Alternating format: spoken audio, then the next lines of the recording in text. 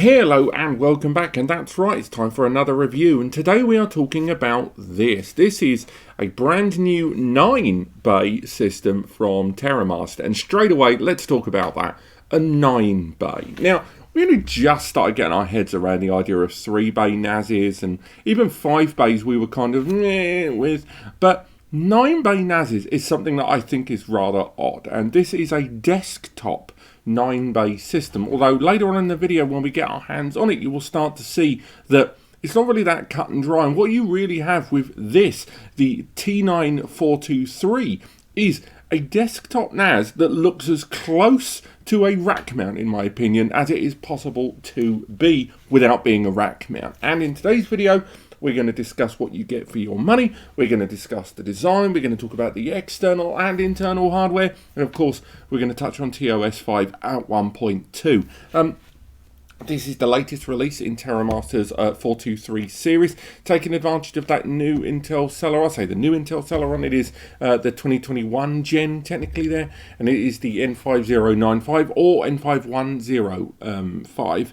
Now we're going to talk a little bit more about that specification, but let's be honest, you want to see this device. So let's get this straight out of its retail box. Again, it's arriving in brown box packaging, at least it is quite kind of liveried all the way around. I mean, again, this has made it through transit, so it is riddled in labels here for the studio. Let's get this out and see what we get for our money. Okay, we have our box of accessories.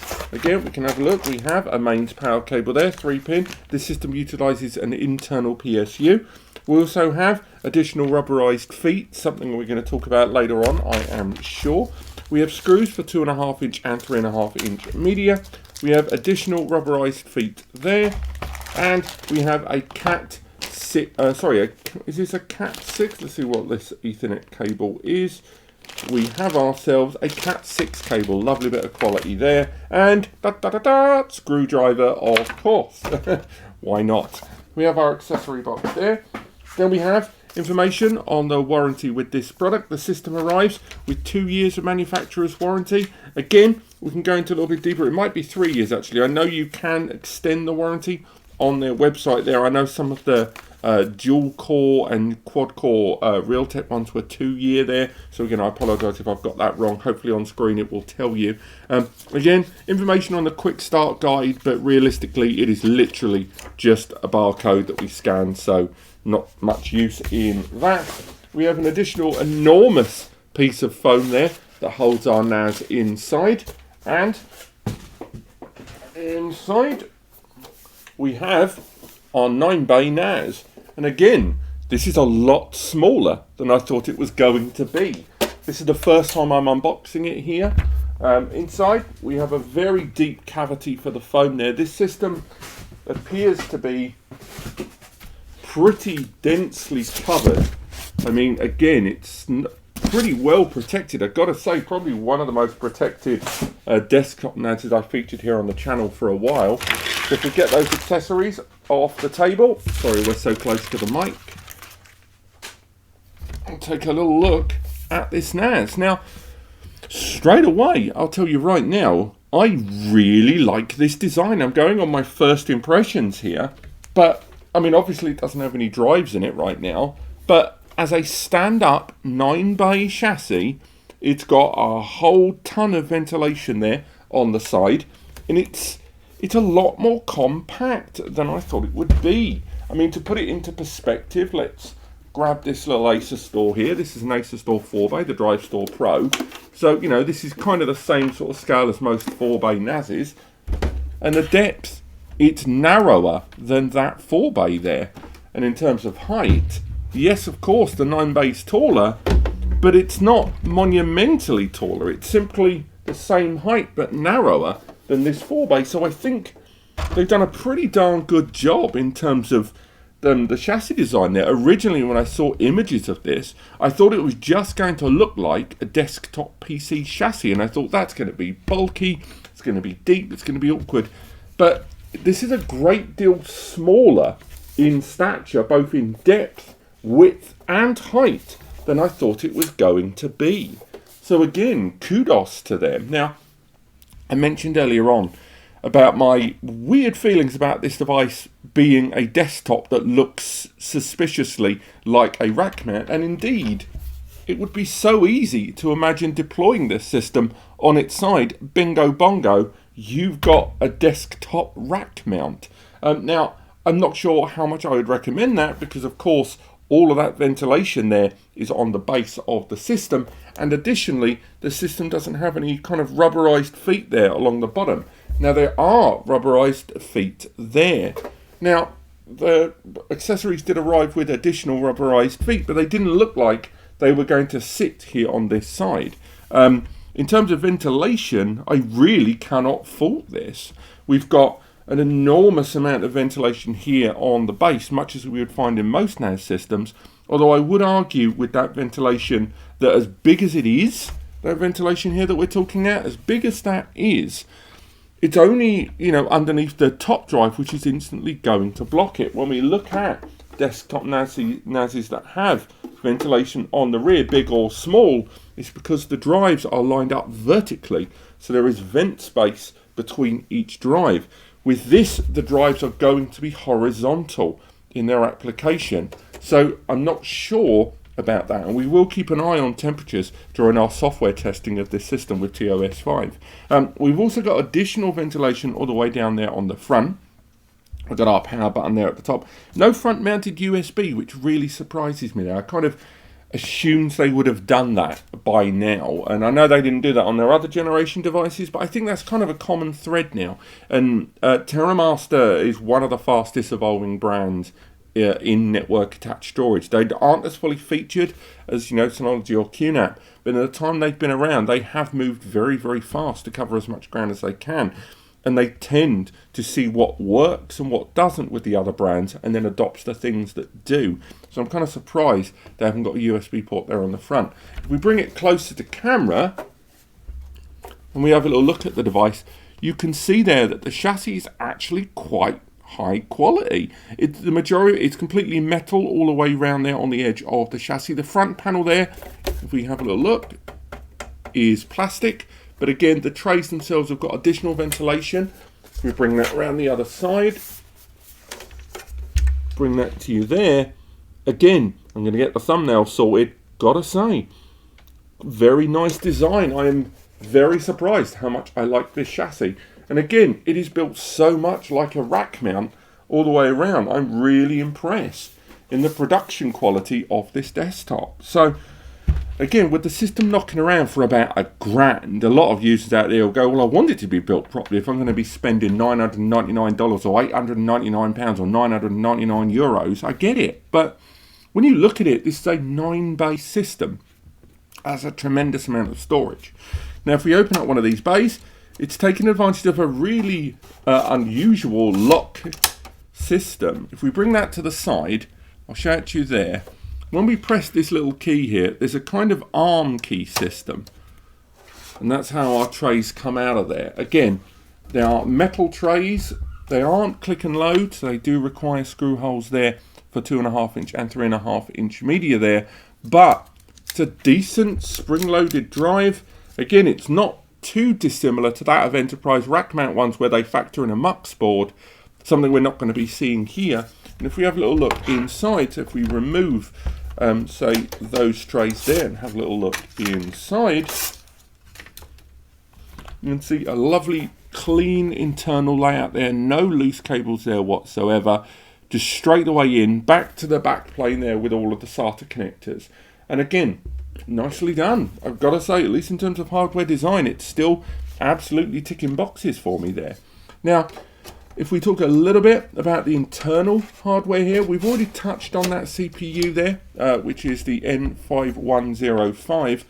It is a quad-core 2.0 gigahertz processor there.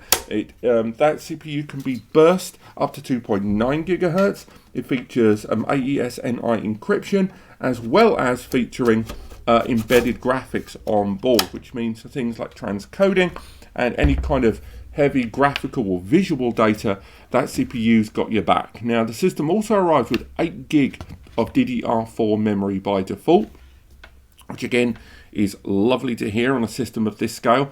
And that 8 gig of memory can be upgraded up to 32 gig, something I have somewhat mixed feelings about. We've done testing in the background where TerraMaster do say that this system can support two 16 gig SODIMM DDR6 modules. However, that CPU is rated at a recommended maximum of 16 gig. So although, in our testing that we have no doubt that it will see the 32 gig and it lists the 32 gig, I'm not 100% certain how 32 gig and that CPU is going to play when you go for those bigger processes that are going to be utilizing larger, much larger quantities of that memory at once, such as virtual machines or particularly high def cameras. So in terms of that internal hardware and CPU build, I can't really fault it. It's good for the time, for an SMB, and for the price tag. I know a lot of you are thinking $1,000, get out, but again, it is a 9-bay system. If you look at 4 bays, they knock around for 500 to 600, and you tend to find with any NAS system that as you add additional bays, it knocks up the price between 50 to 70 pounds. So again, once you do the math, $1,000 for this, at least in conventional price per bay that you find in most network attached storage companies, is surprisingly reasonable when you look at how Synology or QNAP approach 4, 6 and 8 bay systems. Now, if we have a little look more about the internal hardware, and we will get the back of this chassis off in a moment, it's worth highlighting this system also includes an M2 SSD NVMe slot inside. That's one slot in there that you can install an SSD, such as a Seagate Ironwolf or a WD, and with those drives you can then inside install it for SSD caching to overall benefit the performance of your larger storage RAID, and again we'll talk about the software in RAID later on, or you can utilize it as a storage pool. But the fact there's only one slot inside I find really weird. Now, on the face of it, when you look at their other the 423 systems in the TerraMaster portfolio and the smaller 2 and 4 bay systems, they've got 2 NVMe slots, but they are PCIe Gen 3 times 1 each. This is PCIe Gen 3 times 2. So it means that although you're not going to be able to get the full 3,000 to 4,000 megabytes per second that you were hoping for at the top end of a PCIe Gen 3 times 4 SSD, you're still going to hit close to 2,000 with any luck. So I think it's weird there's only 1 bay, which means write caching is off the table, but having at least 1 bay there is better than nothing. Now, let's turn this device around and take a little look at our ports and connections. As you can see there, the back of the chassis is hugely dominated by those 3 fans there. Again, it's completely flush there with the system. It's not standing out. You can't remove them like you could with some of the other desktop systems. Immediately when we look at the ports, I can say straight away 2.5 GBE, love it. When it comes to this system and 9 bays of SATA storage, whether you're going to be using domestic or you're going to be using NAS, standard class hard drives or pros, fully saturating both of those is not going to be difficult at all. And with each one of those ports popping out somewhere between 260 to 270 megs, and with the option of combining them with link aggregation where you can pop them together, load balancing where you can use them in a kind of turn-based fashion, or even failover within the software, there's a lot of opportunities for this system to allow you to take advantage of the internal performance that larger RAID array is going to be putting out. It would have been nice to see maybe a PCIe slot on this system, because that's one of the things I was really surprised was missing. Because normally, when you look at any system that reaches 8 bays, a PCIe upgrade slot or 10 GBE by default is pretty much a done deal. This system not having a PCIe slot is kind of an odd one for me. Now, one could argue they didn't have a lot of PCI lanes left. After they started grouping these drives together and the number of lanes those drives and their little pairings take up, there wasn't a lot to be playing around with. But I would argue that M2 NVMe slot inside a lot of users may have preferred a PCI upgrade slot of Gen 3x1 or Gen 3x2. Whether that will be physically possible, I'm not sure, but I think this system lacking a PCIe upgrade slot may hurt it in the long term for some. The 2.5 GBE though, still very useful indeed. Now there's USB ports. The system has USB 3.2 Gen 2 ports, that's 10 gigabits per second performance there. So again, you can attach some pretty fast external drives to that for your localized backup, and there's a lot of improvements when it comes to backup in TOS 5 that we'll talk about later on. Now there is an HDMI port there. Forget it. It's not the system does not have a dedicated HDMI GUI or a portal like you find with Acer Store or QNAP, which allows you to run a parallel user interface and run lots of applications with visual stuff like watching multimedia, VM, surveillance, that sort of thing. This HDMI port is purely code managed, and it's, again, even if you try to run a KVM setup on this, it's not going to be smooth, and a lot of those services are off by default in TOS 5 for reasons of security. So, again, short of the HDMI port being a bit of a Larry letdown and the lack of a PCIe upgrade slot, I think the base level hardware we're seeing here is pretty darn good. So why don't we grab ourselves a screwdriver, why should I use theirs when I've got my own, and start taking a little look at the insides of this system. Now while I start taking it apart, let's talk a little bit about TOS 5. Now TOS 5 is the brand's latest software release. It's I would say visually, in terms of response, in terms of security, a big jump up from what we've seen before in TOS 4.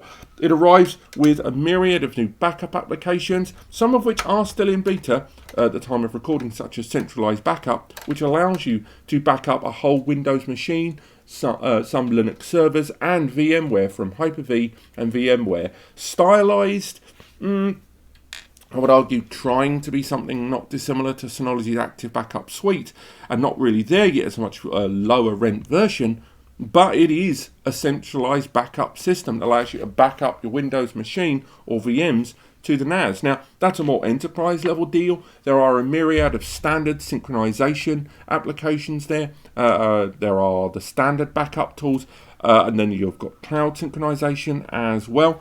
The system has a lot of improved means with which you can back up multiple devices. Now, in terms of security, you've got the new isolation mode that allows you at the click of a button to sever all remote and internet level access points to the system at the touch of a button, also disabling any third-party applications or those that are built using certain PHP, as well as limiting lots of the internal software to only run using TerraMaster internal pathways. Moreover, it can't be turned off without rebooting the entire system. So the click of that button is a lovely, at least as far as network connectivity, is kill switch to get rid of people. Now, in terms of file management, you've got the standard file manager app there, but you've also got improved support of snapshots and folder-to-folder managed backups as well. Now, when it comes to the storage inside, you've got your traditional RAID, you've got hot spares, you've got standard RAID functionality there, you've got SSD caching as we've touched on, but you've also got a new fluid RAID system known as T-RAID that allows you to mix and match the drives you put inside. Now, not everyone is going to put mixed drives on at the beginning. I even got a message about it, and if you're watching this, you're right, I'm talking to you. Some people actually do deploy their systems day one with mixed drives because they happen to have a bunch of drives knocking around. But most users, when they buy a new system, buy a bunch of new drives that are all the same capacity. So who cares about support of mixed drives? Well, later on, when you do want to expand your storage or start swapping out some of the smaller drives or bigger drives, a mixed drive RAID system that's more fluid could be hugely advantageous. You might be running a system that's full of 4 TBs, and then 4 or 5 years from now you've found out 10 TBs are super cheap and you buy a pile of them. Now, you'll be able to slowly mix them in a way that a traditional RAID wouldn't let you do. And because a traditional RAID will class every single drive as the lowest available drive in the configuration. So you can have, in this 9-bay, 8 10 TB drives and one 4 TB. The system's only going to see 4 TBs. However, using that Fluid T-RAID system, it will allow you to take advantage of pretty much all, with the exception of OneDrive, of that additional capacity. It's something that only Synology have offered really in NAS up to this point. A little bit of Drobo there, I know. So again, they really have been working on TOS 5. And although multimedia support on it is still a bit with the Teraphotos application still super in beta, it is by no means complete. And multimedia server being adequate and iTunes server being good, but it's iTunes server. There isn't a huge amount of support of individual music applications or video applications on this system. Of course, you do have support of Emby and Plex. They're both in the App Center. Click, so you've got that to back you up. And those third-party tools, reaching out into the likes of virtualization, taking advantage of VirtualBox on this system or Docker, there's a lot of third-party apps that are ready to be clicked in one click and installed in the system, ready to run. So, although TOS 5's benefits are more about network security, network management, backups, and file management, all the other stuff, there are a lot of third-party apps that have got your back on that anyway. And TOS 5 is a great deal more responsive, a lot more visually appealing than we've seen before it. But that's enough software. I've already done a full software review of TOS 5, which should be going out very, very soon. But now we've removed those screws, and we slide that side system off, and it's a very clean setup. Again, because all of those bays were on the base of the system, we knew that there was going to be limited space for all of the internal hardware, but fair play to them, that is a clean setup. Remember, the entire bottom of that system is made up by storage bays. That is a very clean internal system there. Just to give a little bit of perspective there as we go through, what we have here, we have an enormous heatsink there for that Intel CPU inside there. At the top, we've got our M2 NVMe there. At the top, only the one, and again, maybe it was for reasons of space. I hate seagulls. Then on top of that, we've got two SODIMM bays there, and again, it is worth highlighting that the TerraMaster memory there is labelled and it is branded. This is a DDR4 8GB 2666 MHz memory module there inside. There's also a note underneath from TerraMaster. Only the RAM sticker designated by TerraMaster is supported. I'm not sure how I feel about that, and I don't know how much they would enforce that. There's also a 250 watt PSU there, internal based, but again, it's a very clean setup there. There's not a tremendous amount in front of us, and from what I can see, we have a USB that I presume has our software on board. And again, with this system arriving pretty much at the same time as TOS 5, I'd like to hope that that little interchangeable DOM in there with the OS on board, that is going to be where TOS 5 is, not TOS 4, but we are quite close to the release. The last thing I will highlight is a lot of users have been looking at TerraMaster NASes like this, looking at that little USB reading DOM system there and flashing it with other systems. We have seen successful attempts online of people installing third-party software as the OS on these systems. Now, obviously TerraMaster doesn't want you to do that, but we will be exploring this subject in the coming weeks because a lot of you want to buy a server, you want to buy a pre-built server, but you want to use your software, and TerraMaster is growing in appeal for a number of you because of the way that the software is put and booted from online within the system. But that's really it. The system itself, that is the T9423. And what do we think? Let's be realistic. You were watching it while I was saying it. I'm quite positive about this system, at least as far as the hardware is concerned. I think they've done a really good job of designing this system. I think as far as the idea of crafting a 9-bay NAS was always going to be, it was never going to be particularly easy to do this.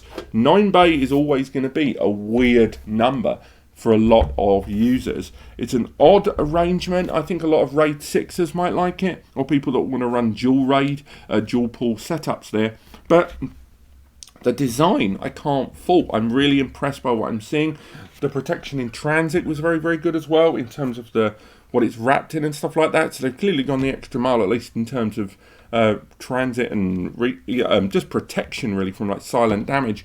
The internal hardware, I don't get that single M2. I wish they'd just junked it and given me a PCIe upgrade slot. I like the CPU. I'm not sure about that 32 gig of memory, although I appreciate the 8 gig by default, and 16 gig on this system is still going to be beautiful.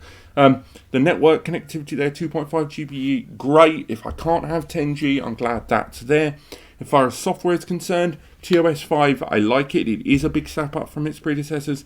I wish applications like the Surveillance Manager, Terra Photos, and Centralized Backup were no longer in beta, but if they're not ready, they're not ready. Overall, for £1,000, if you're looking for a server, this is a good shout. Just bear in mind that the software is nowhere near as evolved yet as Synology or QNAP, along with first-party applications being nowhere near as diverse, nowhere near as many mobile applications.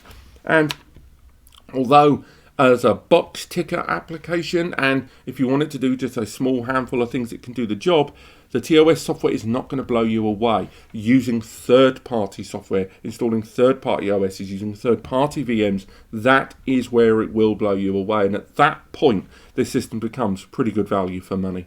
Thank you so much for watching. I hope you've enjoyed this video. If you have, chuck me a like. There should be a buy link in the description. If you are looking at buying this system, please take advantage of that. It genuinely helps this channel, and it helps us make bigger and better content for you.